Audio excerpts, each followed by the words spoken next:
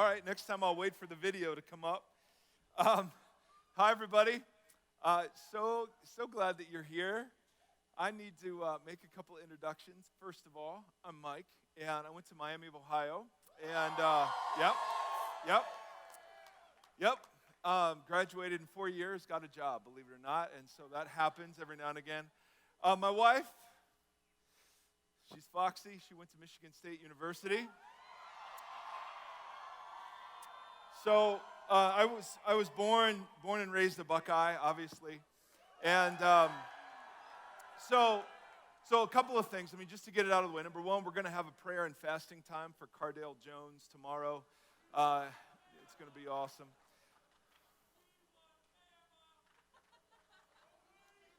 Hold on. That's right. Just go. My wife, last time we were here, she sang that.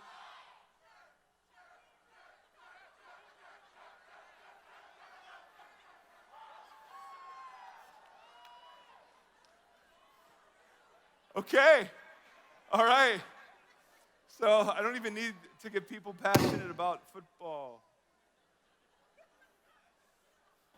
Pardon me.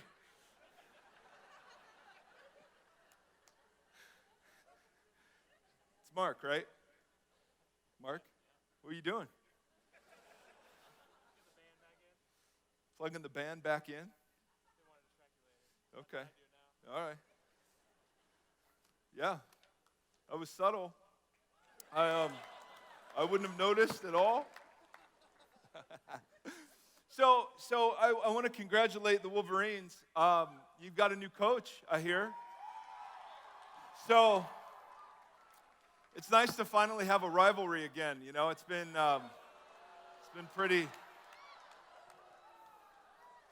lopsided. Whoa, that was Mark.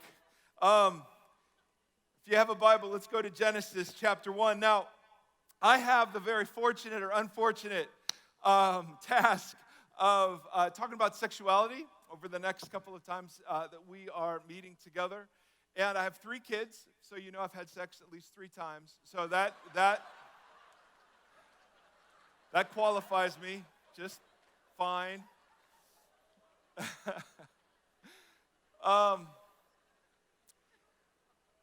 If there are any crew staff kids here, I need to give just a little bit of a warning.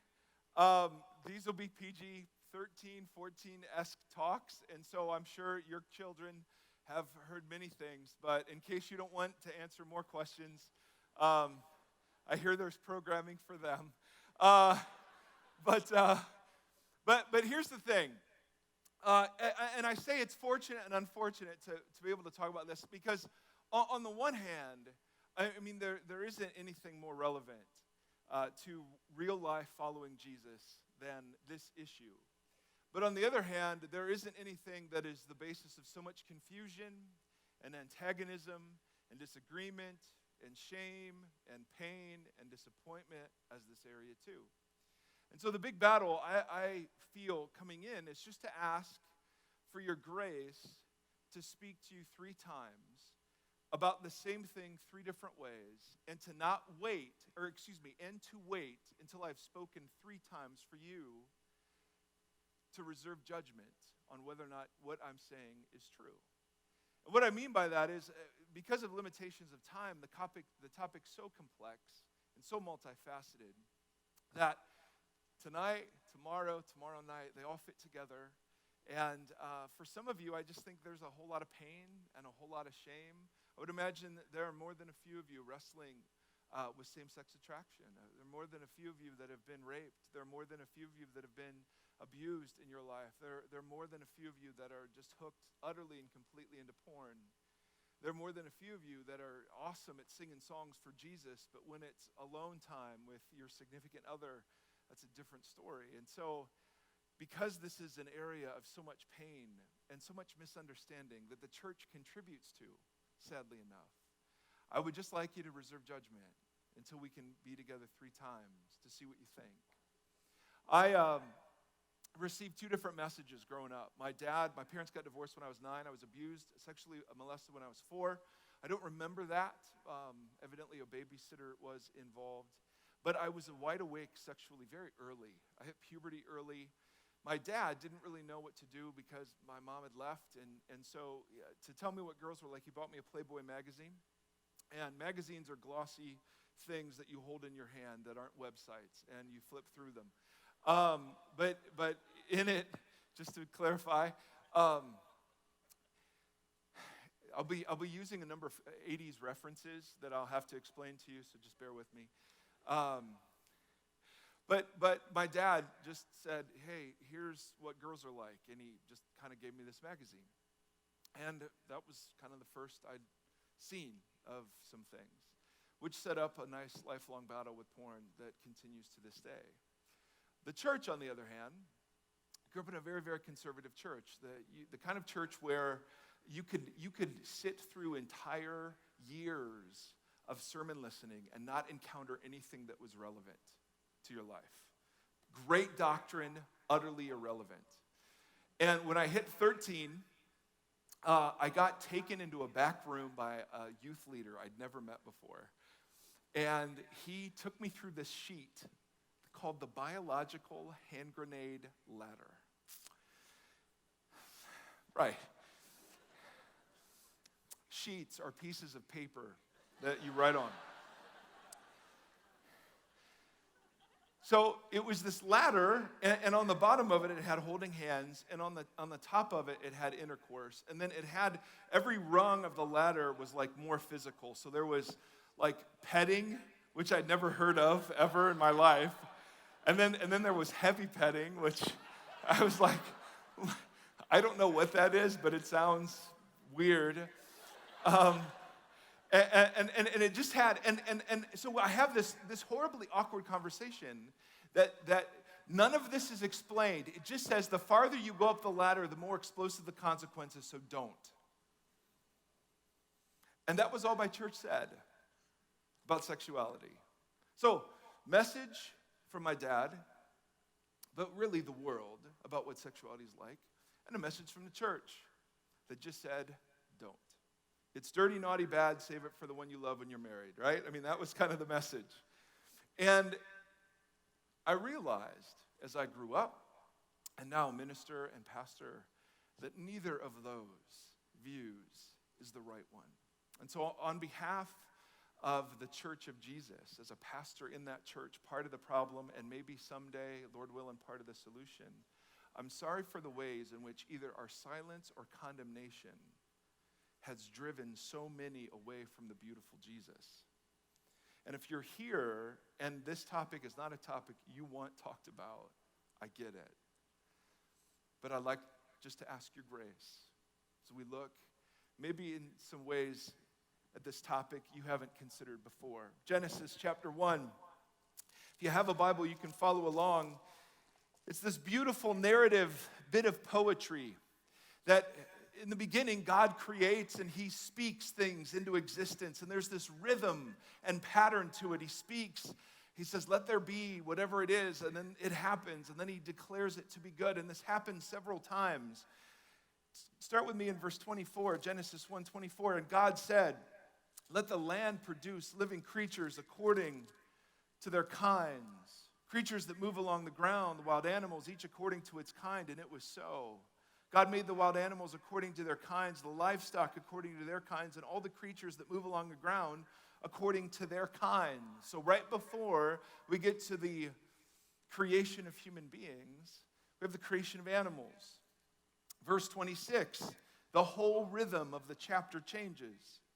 Then God said, let us make human beings in our image, in our likeness. So animals were made according to their kinds. Human beings were made according to God's image and likeness, so that they may rule over the fish in the sea, the birds of the sky, over the livestock, over all the wild animals, and over all the creatures that move along the ground. So God created humanity in his own image. In the image of God, he created them, male and female, he created them. Now, I want to make a very obvious point. Human beings were made differently than the animals. Would you agree?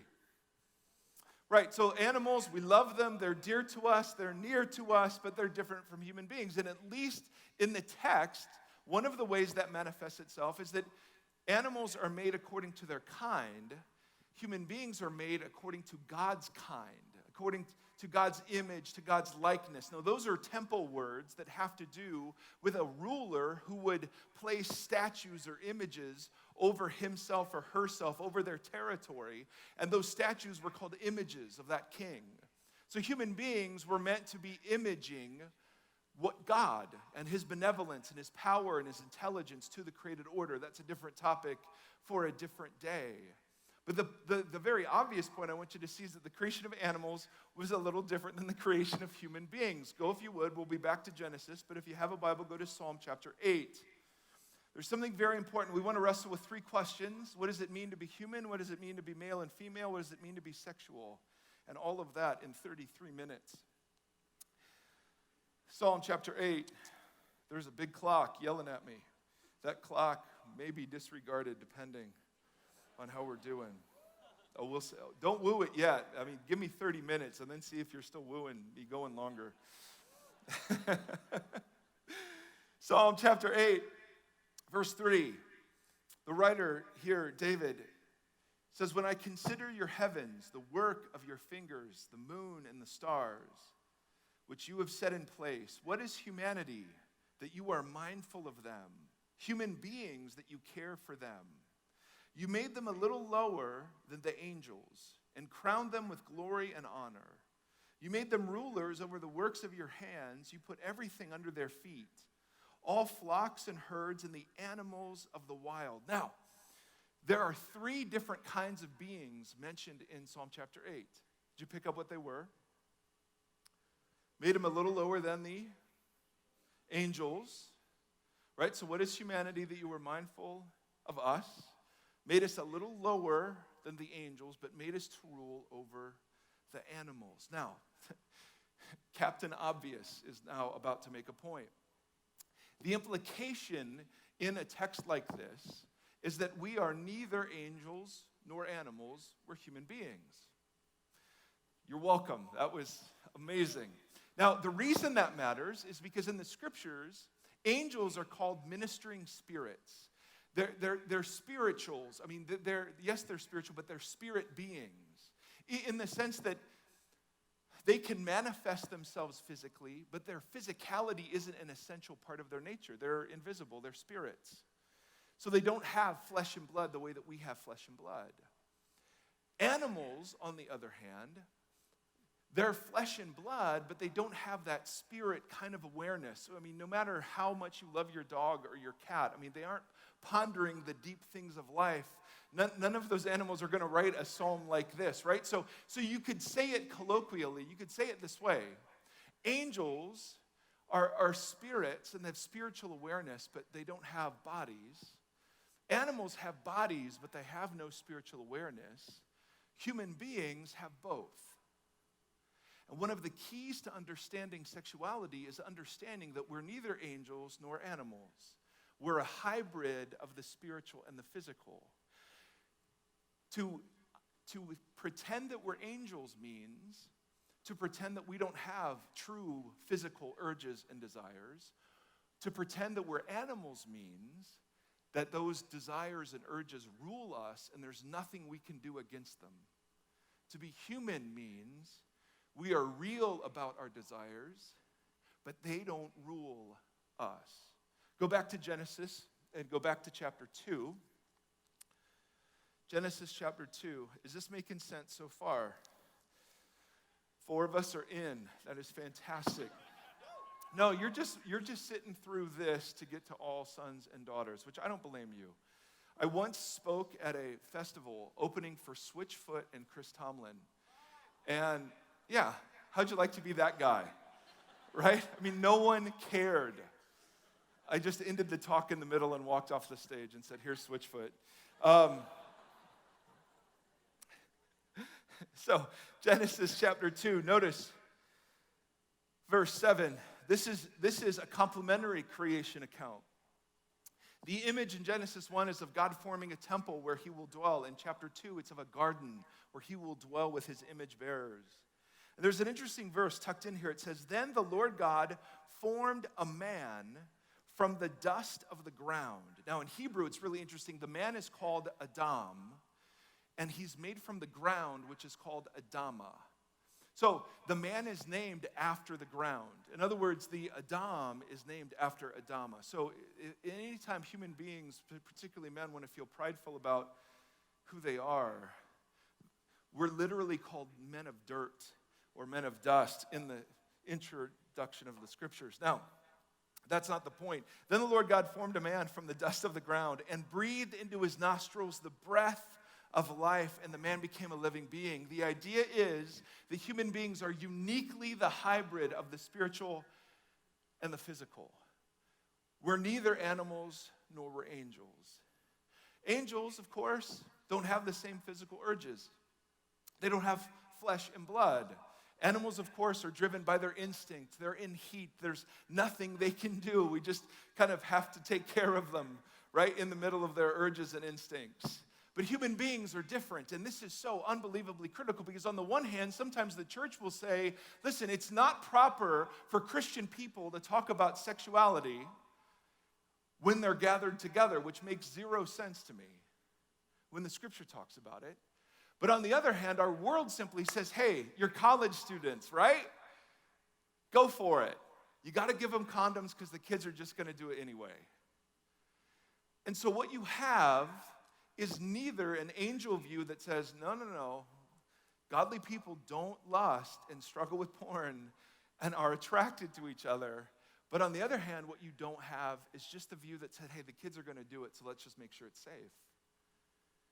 To be fully human means that we're fully sexual, but that our sexuality is not the most important thing about us. It is not the most defining characteristic, nor our sexual desires, the things that drive every decision we make. The biblical image starts not with some grand thou shalt not, but oddly enough with a very striking thou shalt. Go back, if you would, to Genesis chapter 1. God creates them, verse 27. So God created humanity in his own image. In the image of God, he created them, male and female. He created them. God blessed them and said to them, and here's the first command of the Bible. All right, the Jewish scholars identified 613 commands in the Torah, the first 5 books of the Bible. Here's command number 1. Are you ready? God blessed them and said to them, be fruitful and increase in number. Now, what's that command? To reproduce. How? Sexually. Right? I mean, and I would imagine in a God of infinite creativity and intelligence, we could make babies lots of different ways. I mean, you could have little kits, you like chia pets or something. You put something in and they grow. I mean, I'm sure you could do all kinds of things to make babies. But the scriptures begin with the declaration of all of the ways that God commands us to fill the earth and subdue it. He chose the way that turned out to be really, really fun. And the reason that's significant is, again, the animal side just says we're driven by our desires, but the angel side, often what is expressed in the church is that, well, godly people really don't have them. Or if they have them, you should never talk about them. You should never share them, or you should only confess them as sinful. The Bible does not begin with a thou shalt not. It begins with a thou shalt. See, the no that everyone wants to focus on, that comes only later in the story. The yes, that's where the story begins. And I never heard that from the church. I just heard, stay away. And so all the purity talks and all the modesty talks, all they did was make me feel guilty. And the purposes of God are not accomplished through guilt and shame. Do you understand this? God is interested in much bigger things than whether or not you modify your behavior in response to fear and shame. So the vision the scriptures give of God's intention for the world are are found in these early chapters. Flip over chapter 2, verse 18. Are you out there? I can't see you. Nope, can't see you. Can see maybe 4 of you. Here are 4 of you. Chapter 2, verse 18. What's fascinating is in chapter 1, God is marching around saying, it is good, it is good, it is good. The whole thing he's making, it is good, it is good, it is good, it is good, it is good. And then he gets to chapter 2, verse 18, and very famously he says, it is not good for the man to be alone. I will make a helper suitable for him. Now, if you're here and you're a young lady and you hear suitable helper, I mean, that sounds like the man needs an administrative assistant or something, right? It just sounds not very epic. But in Hebrew, the word for helper is Erre. Say Erre, ladies. Erre. And that word is used of God coming to the rescue of Israel. So this is a rescuer. This is a strong word. Helper just sounds kind of like, Erre, this is what God does. He comes to the rescue. It's very strong. And the word suitable, and this is an important word. It's the word kenegdo. Don't say that. Kenegdo, though, kenegdo means an alike opposite. So the man is alone, evidently. God says, I will make an alike opposite, Erre, for him. In other words, an alike opposite, think of it this way, like 2 puzzle pieces. They have to be from the same puzzle to fit together, but they have to be different in order to fit together. They have to be alike enough to fit together and different enough to fit together. And that is what the image is in the scriptures. That God created a counterpart for the man.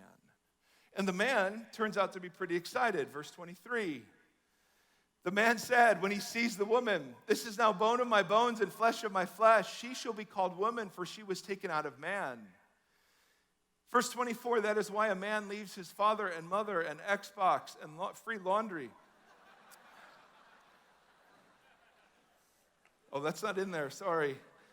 That's why a man leaves his father and mother and is united to his wife, and they will become one flesh. Adam and his wife were both naked, and they felt no shame. Brothers and sisters, I have such good news for some of you tonight. We were naked. Nope. No, maybe. Way to ruin that point. Let me start again. I have such good news for you tonight.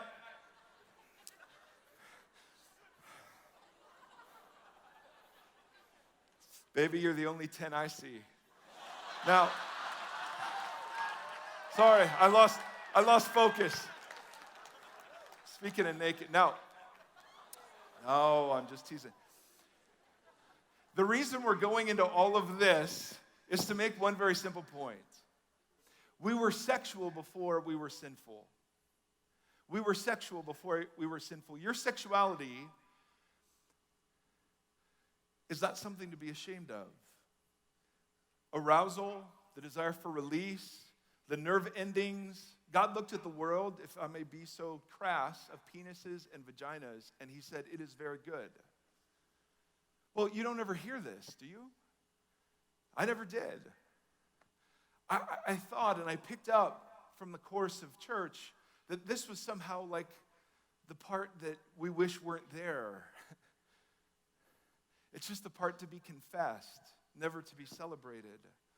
But the scriptures begin with just such a radically different picture that sexuality is a gift of a good God, not a killjoy. Of all the ways God could design us, he designed us with nerve endings and the desire for arousal and release, the desire to feel infatuated and romantically in love. That's all supposed to be a good thing, and for far too many of us, it's a burden, it's a curse. It's to be ashamed of, it's to be apologized for, it's to just be confessed every single time I pray, God, I blew it again. The Bible doesn't start there. And it's so critically important, men and women. I don't know what it's like to have access through the click of a button to what you can see. I don't know what it's like to have a world around you that is so encouraging of you to follow any desire where it leads. I don't know what that's like. My world was still very boundaried. But I do know this. The silence of the church in the midst of all that you're dealing with is so eminently destructive. And the preaching of the thou shalt not, it's not helpful. Nor is the world's idea that, hey, this is the time to have fun, guys.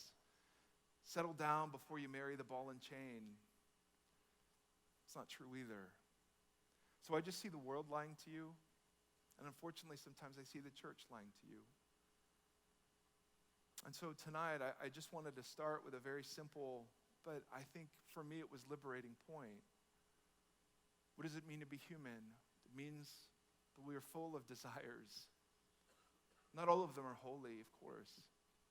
But having desire itself isn't the problem. Do you see that? It's the corruption of desire that's the issue. It's not desire. It's not sexual desire. That's the thing I never understood. I just thought I had to apologize for feeling frisky all the time.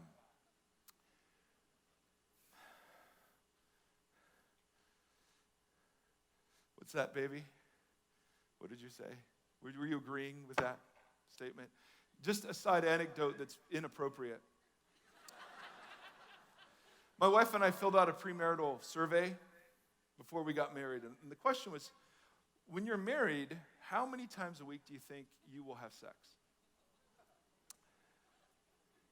And we filled this out independently and then shared our answers together with the marriage counselor. So, I'm so sorry. I wrote 15. I kid you not. I thought twice a day and 3 times on the Sabbath, just to honor the Lord. I kid you not. She put down the number 2.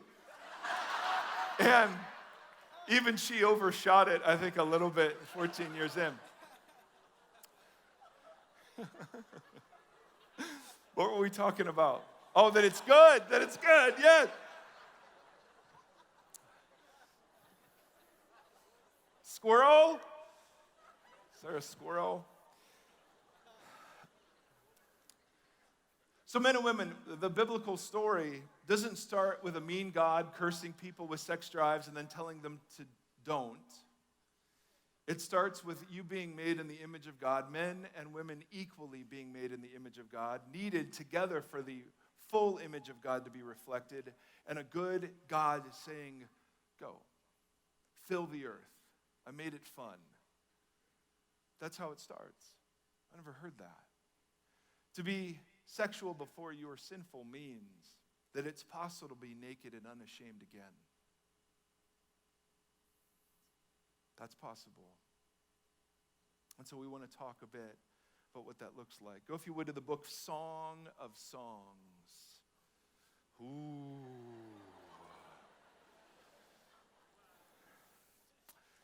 Oh, yes. So my little boy, he's 11, not little anymore. He and I began to have the talk.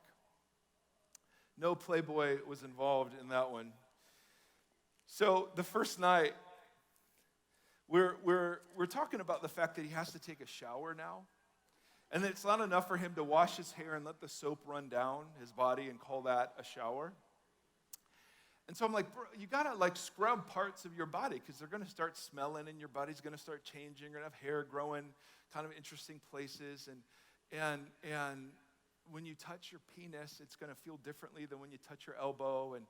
And sometimes it's gonna stick straight up. And so there's just silence in the back of the seat of the truck, as my little boy and I are driving along. And he leans forward and he says, Dad, you're describing exactly what's happening to me. And then I thought we were done with that whole conversation. But then he said, what's that have to do with being a daddy? I've been preparing for this moment my whole life, boy. I said, okay, so the mommies have parts and the daddies have parts. Yeah, Dad, I got that. Okay, well, the parts, they're parts that the mommies have and parts that the daddies have that they have to get together. And he says, and I kid you not, he says, you don't mean they Touch. I said, they do. He starts, oh, that is so gross. Who would do that? That wide is, and then with all sincerity, does it hurt? Oh. Does it take a long time? Nope. He's close to vomiting at this point. And I kid you not, he says, I wish you could just high five. And so he comes home and he's like, Mom, guess what Daddy and I talked about? And so Mom and I high five anytime we're around him, just like, what's up? But let me ask you this, though. How different a message is that than from Playboy or Don't? How different a message? I just think of how different my life and my struggles would have been had it been funny and goofy and honest, right? And I just think of the messages that you receive. And so I just want to flood your minds a little bit with the fact that there is a very thou shalt that starts the story. The book Song of Solomon, I don't know if you've heard it preached. It's become more popular these days. Some understand it to be a picture of God's love for his church. I don't understand it to be that way. I think marriage is a picture of God's love for his church, but this isn't. In fact, I think these are poems that would have been recited at a wedding. It's not a linear story. These are different poems. And so very often, ancient Near Eastern weddings, you would actually consummate the marriage first. That's what I'm talking about. And then you would do the ceremony, and then you would party. And we're going to talk about how they partied tomorrow night, because it was epic. So what we think would happen is that you would consummate the marriage, and then you would recite these poems to each other, declaring your love. So I want to read to you a part of the poem. Song of Songs, chapter 4. English so neuters this book. It's if you're thinking at any point in what I'm reading, is that a reference to what I think it is? The answer is yes. It is. I am a chaplain for a local police department. And on their own, 5 officers asked to learn the Bible. And they wanted to talk about sexuality. And so their homework was to read this book. And they were shocked anything like this was in the Bible, because the images that they'd received is just a homophobic, joyless God who loves giving people desires and loves watching them squirm when he says they can't act on them. How differently the picture presented. Chapter 4, Song of Songs, verse 1. So I want to draw your attention to what it might be like to be naked and unashamed. Chapter 4, verse 1. How beautiful. There's a man speaking, a woman speaking, and then a community that speaks. Now this poem comes right after a poem that reflects on a wedding. So how beautiful. Do you guys have Bibles, by the way? Are you following along in this? Because this is some good stuff. Gentlemen, if you're an engineering major, you need to learn this, all right? You need to learn how to talk like this, all right? Some of you art majors already got that, but engineering majors, you need some of this, all right? Steal it, get the message version of it, so people don't know, but this is how you need to start talking. I don't know you. How old are you? How old are you, the man I don't know? 21? I know you. 21-year-old, engineering major. All right, now, he's speaking. How beautiful you are, my darling. Oh, how beautiful. Your eyes behind your veil are doves. They speak of peace. Your hair is like a flock of goats. descending from the hills of Gilead, right? So I wouldn't have a flock of goats. I would have just 2 or 3 goats on my hair. Your teeth are like a flock of sheep just shorn, coming up from the washing. They're white, in other words. Each has its twin. Not one of them is alone. She has all of her teeth. Guys, marry a woman that has teeth. Your lips are like a scarlet ribbon. Your mouth is lovely. Your temples behind your veil are like halves of a pomegranate. Your neck is like the Tower of David, built with courses of stone. On it hang 1,000 shields. The idea is that she's regal, she's dignified. It's fascinating. So, in a book of the Bible, there is a man affirming the physical beauty of a woman. And he's not saying, although he says it other places, he's not leading with, she has a nice personality. He's leading with, she's absolutely gorgeous. Now, I'm a huge fan of nice personalities. As my wife tells me, my personality makes me more attractive. That's what she tells me, which I think is hurtful. But she has said that to me before. You're going to have to meet her. I mean, she's real. She's actually here. Actually, she's going to share a story tomorrow night, so stay tuned for that. So, yeah. 2. Your neck, that was a reference to earlier. Your neck is like a Tower of David built with courses of stone. On it hang 1,000 shields, all of them shields of warriors. This is romantic. It's passionate. Your breasts are like 2 fawns, like twin fawns of a gazelle that browse among the lilies. This picture of gentleness.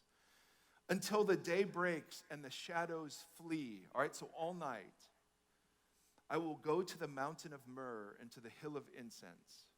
You are altogether beautiful, my darling. There is no flaw in you. Now, what's fascinating is in an earlier poem, the first thing the woman says about herself is she's insecure about the way she looks.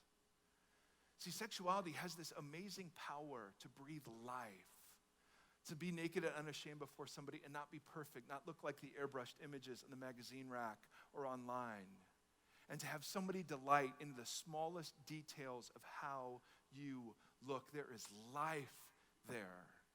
And so he looks at her and he just breathes life. There is no flaw in you. Gentle and romantic.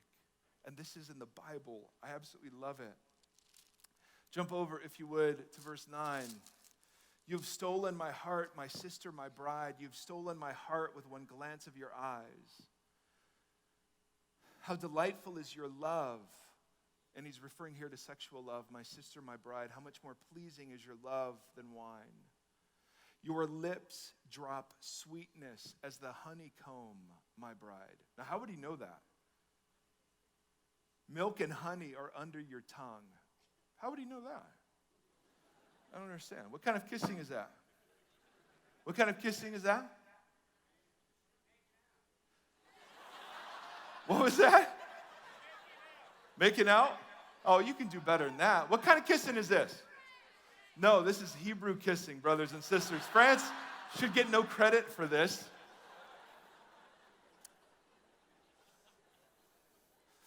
Your lips drop sweetness as the honeycomb, my bride. Milk and honey are under your tongue.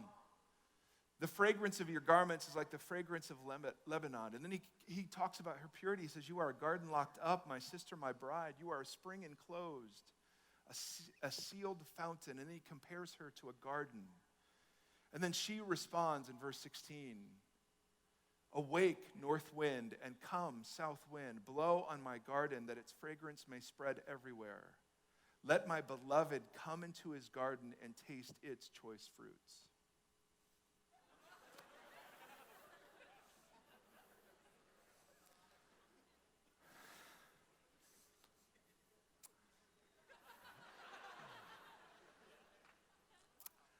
I know. My police officer guys were like, wow.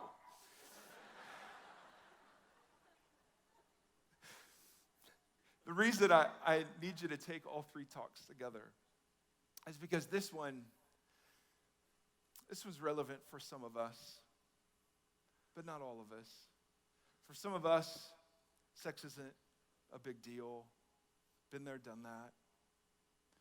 For others, though, for the angels among us, to be reminded that it's good, that there's a book in the Bible that actually celebrates its expression without any reference to reproduction, that there is a God who exists that declared this world, this human world, before the entrance of sin and death to be very good, the world that was sexual with the command to reproduce. I don't know, some of you got it. I know I'm over making the point, but brothers and sisters, I ache for you. I hate the world you're living in. And I don't hate it because I'm just a world hater. I hate it because of what it does and the carnage I see it doing. You don't think that porn addiction is going to affect your marriage, but I know better. You think that you can hook and unhook without consequence, but I know better. You think that you can kind of do whatever you want and let your desires run the show. I know where that leads. And so I just ache for you. If there were any way, shape, or form I could plead with you to lower your defenses over the next 24 hours, I would beg you to do it. I know some of you have been so hurt in this area, and you've been sinned against, and others of you are sinning against yourselves. I get it. But I would just beg you, I wanted to be humorous and light tonight before we got heavy. I just beg you that you would open yourself up just to the conversation. This is not a conversation of guilt and shame. This is a conversation about what it means to be truly human. And if you really want to sing about freedom, this is where it plays itself out. Our culture is a culture of slaves telling us we're free. And they look at our Jesus, and they look at our Bible, and they say that that's the slavery. And so you must choose. Not just tonight, but literally for the rest of your life, what definition of freedom you will believe. Brothers and sisters,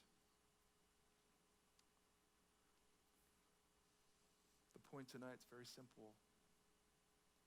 Your sexuality, that's not a curse. Is it in need of redemption? Yep, so's mine. But it is possible to find redemption in this way. We want to go beyond accountability groups. We want to go beyond software filters, which I'm all a fan of. My request of you tonight is simply this: that you would open yourself up to the conversation. That's it. That you would, without predetermining the outcome of the conversation, that you would just open yourself up. The theme, wherever you are, that's beautiful. Doesn't matter if you're on staff and you're married and have kids. Doesn't matter if you're out of college and you're single. Doesn't matter if you're here and you're hooking up. Wherever you are, would you open yourself up and just allow the scriptures, the text, and the Spirit to speak? So would you close your eyes for a moment? And you don't have to do this, but if you'd be comfortable, I'd love for you to have your hands on your lap, palms up. I'm not a big mystical sort of dude, but there is something about a posture. And you don't have to do it, but can we just take a moment of quiet? And would you just be willing to say, God, here I am. He's not surprised by your story. He's not shocked. He's not horrified. There is no hole too deep for him. There is no sin too great for him. There is no shame too powerful for him. Would you just bring your real self before him in these moments? Say, God, here I am. I'm not an animal. I'm not an angel. Here I am. And I pray that you would speak. Would you pray this? God, would you speak? And bring light where there is darkness. And bring truth where there are lies. And bring forgiveness where there's sin.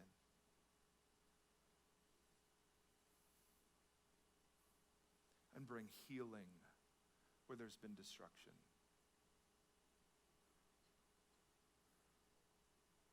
And bring freedom where there's been slavery. And so in the name of the Father, the Son, and the Holy Spirit, mighty God, I just very simply ask that you would do for us what we cannot do for ourselves. That you would incline our hearts towards you yet again. And that we would open ourselves up, the very deepest parts of ourselves, to you. That we would come to see how magnificent and beautiful you are.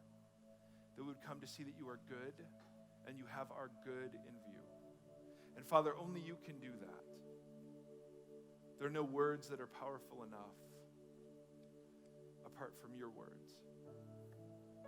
And so, Father, would you pierce through the fog and the lies and the hurt and the shame and breathe life and light. Father, have mercy on us, we pray, in the name of Jesus the Christ.